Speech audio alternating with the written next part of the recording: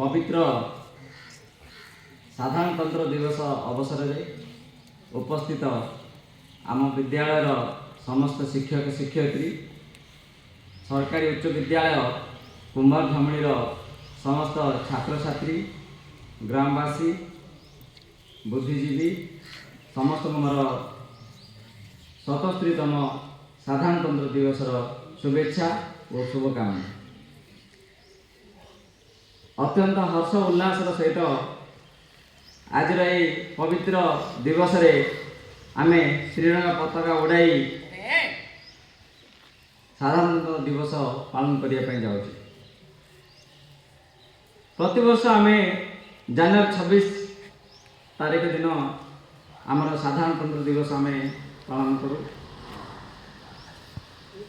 सब आमे जानीचे जे साधारणतंत्र दिवस कहीं पालन कर कारण जनवरी 26 1950 मसीहा ठारू आमर संविधान कार्यकारी होता से दिन को आम साधारणतंत्र दिवस रूप पालन करूँ।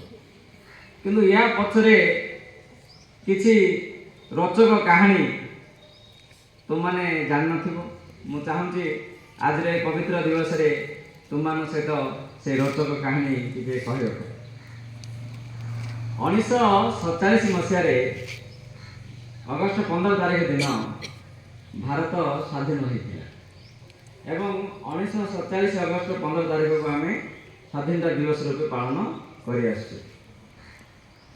किंतु जदिव 1947 मसीह भारत स्वाधीन लाभ करथिला किंतु संपूर्ण भाव में भारत स्वाधीन हो पार न कारण सेतबेले मध्य अंतरीण जो शासन भार इंग्रेज मान हाथ में थिला कारण से माने कहूथिले जेतबेले पर्यंत आमर निजस्व संविधान प्रणयन करा जाय नाही सेतबेले पर्यंत से माने अंतरीण शासन दायित्व नहीं। तेणु 1946 मसीह प्रक्रिया आरंभ होला जे भारतर संविधान निर्माण करने से क्षेत्र में भारतर संविधान निर्णय करने गोटे सभा के गठन करा से सभारे 300 ऊर्ध व्यक्ति विशेष जो माने परोक्ष निर्वाचन माध्यम से चयन करागला एवं से माने से संविधान प्रणयन करने संविधान तैयारी करने से दायित्व नेले एवं यही प्रक्रिया जो 1946 मसीह आरंभ होला तार वर्ष पर 1947 मसीहा बेलू ना पाकिस्तान गोटे अन्य देश भाव आमर भारत खंडित होगा से से जो सदस्य माने थे भर किसी सदस्य पाकिस्तान से गले तेणु से बाद दिगला जहाँफल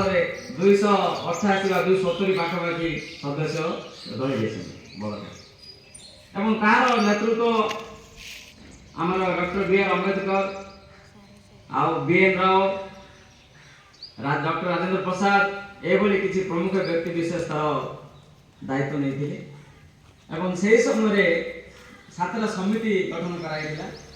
छात्र समिति माने कौन राज्य और शासन व्यवस्था केमिति होबो मौलिक अधिकार सब कौन हम विभिन्न नियम कानून विभिन्न विभाग उपर आधारित कर छात्र समिति होता एवं छात्र समिति गुड़ाक निजस्व भाव माने सहमति हिसाब से सर्वसम्मति क्रमे हो पार ना कहीं कारण गोटे निर्दिष्ट पॉइंट जो रखा जाऊला सेतबेले यदि अधिकांश व्यक्ति जो ताको ग्रहण कले ताले से मतटा ग्रहण करागला एभली सहमति भितर ये जो कार्यक्रम चलला एवं ये सब समिति भितर प्रमुख समिति थिला जोड़ा तार जो प्रारूप समिति जोड़ा कह ड्राफ्टिंग कमिटी से ड्राफ्टिंग कमिटीर मुख्य डॉक्टर बी.आर. अम्बेडकर थिले तांकर काम होला सब समितिर प्रक्रिया गुड़ाक से कोऑर्डिनेट करबा संयोजन करुथिले एवं ताको नहीं कि ड्राफ्टिंग कमिटी तार संविधान जो लेखन कार्यक्रम चलला।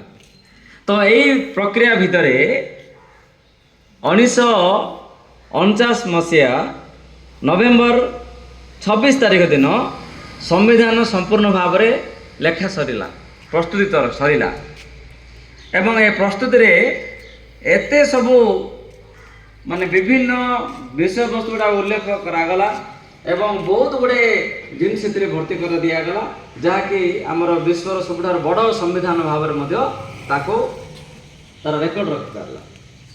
तेज 1949 मसीहा नवेम्बर 26 तारिख जिते संविधान प्रस्तुति कार्य सरला से दिन आम ताकू कार्यकारी किंतु से दिन करागला नहीं। तो आम संविधान कार्यकारी केबे हैला 1950 मसीहा जनवरी 26 तारिख।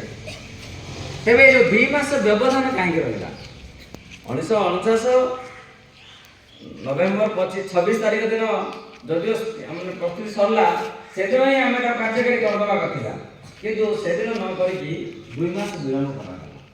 तो ये 2 मास कहीं विलम्ब करागला से तार रोचक कथा जहाँ तुमने प्राय तो जान न 1929-30 लाहौर अधिवेशन में पंडित जवाहरलाल नेहरू से गोटे दाबी रखिले जे आमको आ पूर्ण स्वाधीन दरकार संपूर्ण स्वाधीन दरकार भारत। तेणु आम संपूर्ण स्वाधीनता आम दाबी रखा इंग्रेज मान पाखे एवं आम स्वाधीनता दिवस आम पालन कर।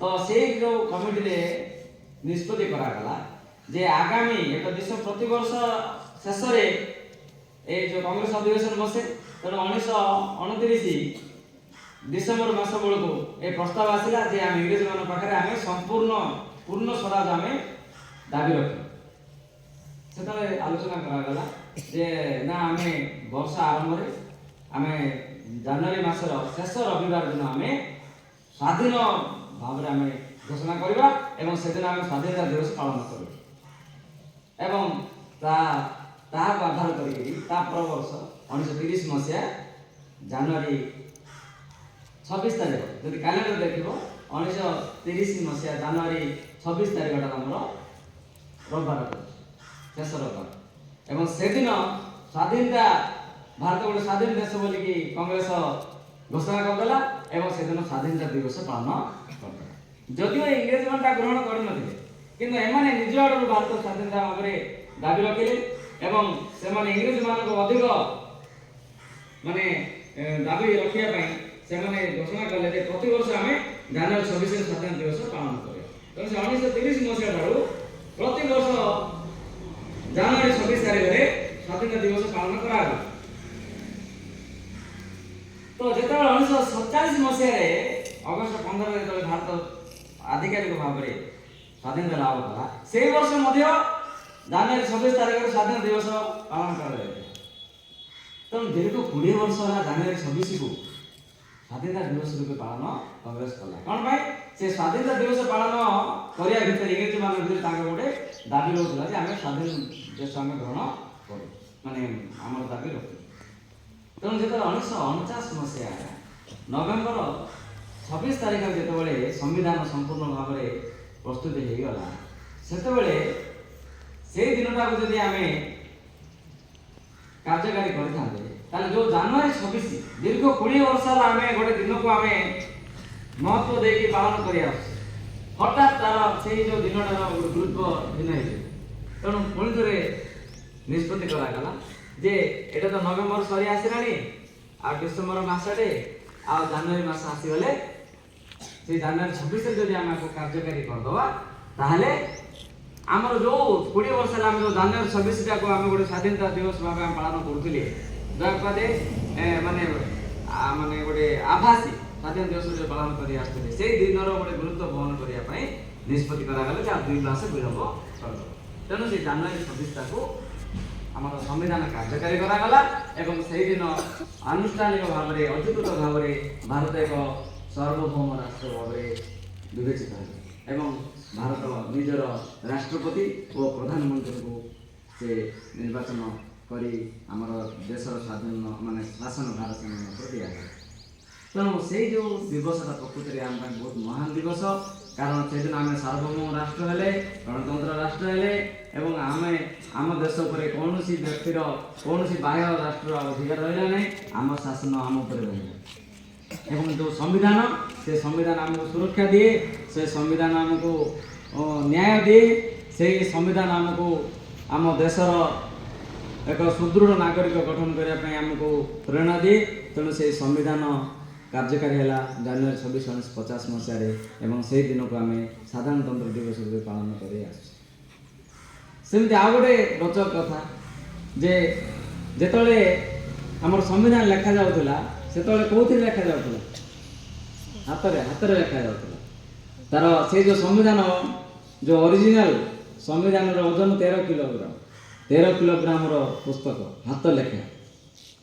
ତ ତା ଭିତରେ ସମସ୍ତଙ୍କର ଅବଦାନ ରହିଛି, କିନ୍ତୁ ସେଥିରେ କି ଚିତ୍ର ଗୁଡ଼ାକ ଯୋଡ଼ିବା ପାଇଁ ବୋଲିକି ନିଷ୍ପତ୍ତି କରାଗଲା ସେ ସମ୍ବିଧାନ ମୂଳ ସମ୍ବିଧାନ ଖାତା ଭିତରେ। ତ ସେଥିରେ ରାମଚନ୍ଦ୍ରଙ୍କର, କୃଷ୍ଣଙ୍କର ଏଭଳି ବିଭିନ୍ନ ଆମର ଆଧ୍ୟାତ୍ମିକ ଏବଂ ଆମର ଭାରତର ଐତିହ୍ୟ ସଂସ୍କୃତି କଳାକୁ ମାନେ ସୂଚାଇଲା ଭଳି ବିଭିନ୍ନ ପ୍ରକାର ସେଥିରେ ଚିତ୍ର ଗୁଡ଼ାକ ସେଥିରେ ଖୋଦିତ କରାଗଲା। ଏବଂ ସେ ଚିତ୍ର ଯେତେବେଳେ ଅଙ୍କନ କରିବା ପାଇଁ ଯେତେବେଳେ କଥା ଆସିଲା ସେତେବେଳେ 2 ଜଣଙ୍କୁ ମନୋନୀତ କରାଗଲା। ତା ଭିତରୁ ଜଣେ ଥିଲେ ଆମର ରାମ ହରି ଚୌରାସିଆ ବୋଲି ଜଣେ ବ୍ୟକ୍ତି ଥିଲେ। ସେ ଚିତ୍ର ତାଙ୍କର 25ଟା ଚିତ୍ରରୁ ତାଙ୍କର 15ରୁ 16ଟି ଚିତ୍ର ମନୋନୀତ ହେଲା ଏବଂ ସେଇ ଚିତ୍ର ଗୁଡ଼ାକ ସେଥିରେ ସ୍ଥାନିତ କରାଗଲା ମୂଳ ସମ୍ବିଧାନରେ। ଯେତେବେଳେ ଡକ୍ଟର ରାଜେନ୍ଦ୍ର ପ୍ରସାଦ ଥିଲେ ସେ କହିଲେ, ଭାଇ ତମେ ଏତେ ସୁନ୍ଦର ଚିତ୍ର କରିଛ, ଆଉ ଏ ଚିତ୍ର ବାବଦରେ ତୁମେ କ'ଣ ଚାହୁଁଛ? ସେତେବେଳେ ସେ ରାମହରି କ'ଣ କହିଲେ ନା ମୋତେ କିଛି ଅର୍ଥ ଦରକାର ନାହିଁ, ଏଥିରେ ମୋତେ କିଛି ପାରିତୋଷିକ ଦରକାର ନାହିଁ, ମୋତେ ଗୋଟିଏ ଜିନିଷ ଦରକାର। କ'ଣ ଦରକାର? ନା ସେ ସମ୍ବିଧାନରେ ଯେଉଁମାନେ ସବୁ ଲେଖୁଥିଲେ ସମସ୍ତଙ୍କ ଦସ୍ତଖତ ସେଥିରେ ଅଛି। ପ୍ରଥମେ କେତେ 300 ଊର୍ଦ୍ଧ୍ୱ ବ୍ୟକ୍ତି ଥିଲେ, 1947 ବେଳକୁ 260-70 ପାଖାପାଖି ହେଇଗଲେ ଏବଂ 280 ପାଖାପାଖି ଆସିଗଲେ। ତେଣୁ ଯେତେବେଳେ ଆମର ଜାନୁଆରୀ 26, 1950 ବେଳକୁ ଆଉ କିଛି ବ୍ୟକ୍ତି ମଧ୍ୟ ସେଥିରେ ମୃତ୍ୟୁବରଣ କଲେ। ତେଣୁ ଆମର ମୂଳ ଯେଉଁ ସଦସ୍ୟମାନଙ୍କର ସ୍ୱାକ୍ଷର ରହିପାରିଲା, ଯେତିକି ଜଣ ଜୀବିତ ଥିଲେ ସେମାନଙ୍କର ସ୍ୱାକ୍ଷର ସେଥିରେ ରହିଛି ମୂଳ ସମ୍ବିଧାନ ପୁସ୍ତକରେ। ତ ରାମହରି କ'ଣ କହିଲେ ନା ମୁଁ ସେ ସମ୍ବିଧାନରେ ମୋର ଦସ୍ତଖତଟେ କରିବା ପାଇଁ ଚାହେଁ, ମୋର ଦସ୍ତଖତ କରିବା ପାଇଁ ଚାହେଁ। ତ କହିଲେ ହଉ ଠିକ୍ ଅଛି ଦସ୍ତଖତ କର। ତାପରେ ସେ ସେଥିରେ ଦସ୍ତଖତ କଲେ। ତାଙ୍କ ପୁରା ନା ସେ ଦସ୍ତଖତ ନ କରିକି ସେଥିରେ ସେ କ'ଣ ଦସ୍ତଖତ କଲେ? ଖାଲି ରାମ ଲେଖିଲେ। ତେଣୁ ମୂଳ ସମ୍ବିଧାନ ପୁସ୍ତକରେ ସେ ରାମ ଲେଖିଲେ। ତାଙ୍କର ଉଦ୍ଦେଶ୍ୟ ଥିଲା ଯେ ପ୍ରଭୁ ରାମଚନ୍ଦ୍ର ଆମ ଭାରତବର୍ଷ ରାମ ରାଜ୍ୟ ସେ ଆଦର୍ଶ, ତେଣୁ ତାଙ୍କ ନାଁଟା ସେଥିରେ ରହିଯାଉ। କାରଣ ସେଇଟାକୁ ଆଉ କିଏ ବାହାର ମାନେ ଉଚ୍ଛେଦ କରିପାରିବେନି। ଧର୍ମ ନିରପେକ୍ଷ ରାଷ୍ଟ୍ର ବୋଲି କହିକି ଆମେ ତାକୁ ଉଚ୍ଛେଦ କରିପାରିବା ନାହିଁ। ତେଣୁ ସେଥିରେ ରାମ ବୋଲି ସେ ଦସ୍ତଖତ କରି ସେ ରାମ ନାଁରେ ରଖିଲେ। ଏଇଭଳି ବିଭିନ୍ନ ପ୍ରକାର ରୋଚକ ତଥ୍ୟ ଗୁଡ଼ାକ ରହିଛି ସମ୍ବିଧାନ ନେଇକରି। କିନ୍ତୁ ଆମେ ସମ୍ବିଧାନକୁ ଆମେ ଯଦି କହିବା ଯେ ସମ୍ବିଧାନକୁ ଆମେ ସମ୍ପୂର୍ଣ୍ଣ ଭାବରେ ପଢ଼ିନେ ଜାଣିନେ, ଯେଉଁମାନେ ସମ୍ବିଧାନକୁ ନେଇକରି ବିଭିନ୍ନ ଭାଷଣ ମାରନ୍ତି, ବାସ୍ତବରେ କହିବାକୁ ଗଲେ ସେମାନେ ସମ୍ବିଧାନକୁ ସମ୍ପୂର୍ଣ୍ଣ ଭାବରେ ଜାଣନ୍ତିନି ବା ପଢ଼ନ୍ତି ନାହିଁ। ତେଣୁ ଆମମାନେ ସମ୍ବିଧାନ କ'ଣ ଜାଣିବାର ଅଛି।